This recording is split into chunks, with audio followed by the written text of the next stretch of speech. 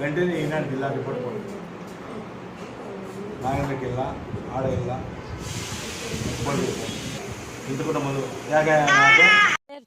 G Lakshmidevi మాది Parvathamma colony.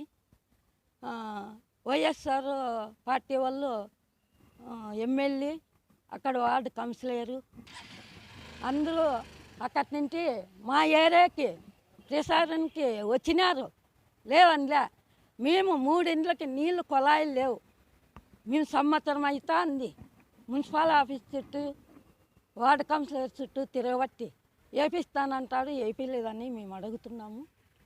అక్కడ మీరు కుళాయిలు వేయలేకోకుండా ఉన్నారు. 5 ఏళ్ళు అయింది, మాకు కుళాయిలు లేవు, నీళ్ళు తాగేందుకు నీళ్ళు లేవు, కుళాయిలు లేవని అడుగుతుంటే మధు సరేలే ఉన్నలే అని చెప్తున్నాడు.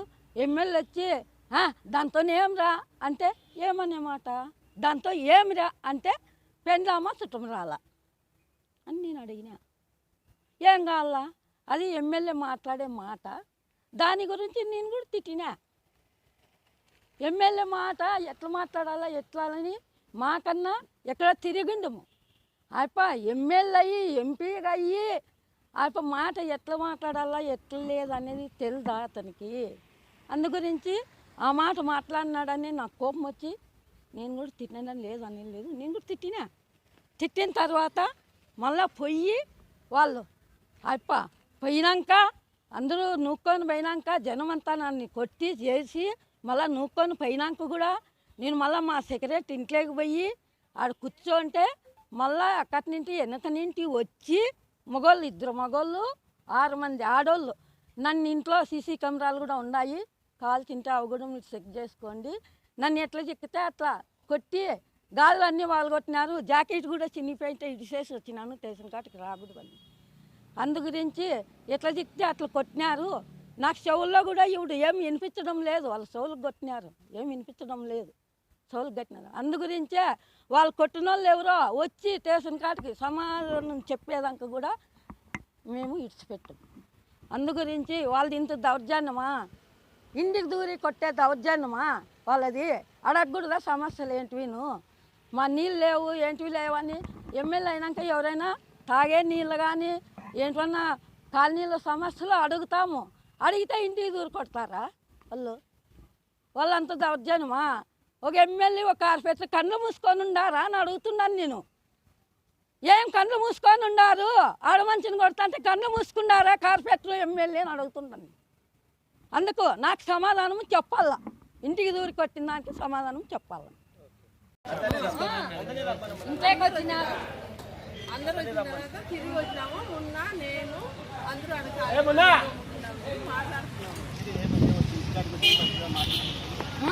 వచ్చినారు, మేము ఉన్నాక తెలిసిన లేవని వాళ్ళ అత్త దాన్ని అన్న పుస్తకం రాండి అన్నారు. రేపుతామా అట్లా మాట్లాడుతామా అంటే 6 మంది వచ్చినారు. అక్కడ ఎమ్మెల్యే గారు చింతకుంట మధు అందరూ మాకు ప్రచారానికి వచ్చినారు. ప్రచారానికి వచ్చినప్పుడు మేము నీళ్లు కాలువలు ఇవన్నీ మీరు చేయలేకపోతున్నారు, ఎన్ని తూర్లు మేము కంప్లైంట్ చేసినాము, నీళ్లు లేవు మా ఇంటికి, పైప్ లైన్ లేదు కనెక్షన్ అని చెప్పి చేసినాం మేము, అయినా మీరు పట్టించుకోలేదు. ఈరోజు ఓటు అడిగేకి వచ్చినారని అడిగినందుకు మా కాలనీలో ఒక ఆమె లక్ష్మీదేవి అని ఆమె నిలదీసింది అని చెప్పేసి వాళ్ళు ఆ ఖచ్చితంగా పెట్టుకుని మేము వాళ్ళని ఏమని అందరినీ చేసి అదుపు చేసినాము. ముందరకు వస్తా అంటే డిప్యూటీ మేయర్తో మాట్లాడేటప్పుడు 2 ముందుకు పోయినాం మేము మాట్లాడుతా అంటే మళ్ళీ వెనక నుండి వచ్చి 2 మగవాళ్ళు 6 మంది ఆడవాళ్ళు వచ్చి ఈమె ఇంట్లో ఉంటే ఇంట్లో దూరి కొట్టినారు.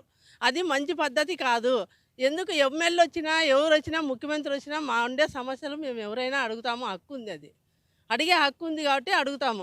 అది మంచి పద్ధతి కాదు అని మేము అంటున్నాం. నగరంలోని 40 డివిజన్ పార్వతమ్మ కాలనీలో మరి ఆ ప్రాంతంలో ఉన్నటువంటి కమ్మక్కనే ఆమె ఇక్కడ ఈరోజు గడప గడపకు కార్యక్రమంలో ఎమ్మెల్యే అనంతపురం అర్బన్ ఎమ్మెల్యే అనంత వెంకటరామరెడ్డి గారు మరి ఆ ప్రాంతానికి రావడం జరిగింది.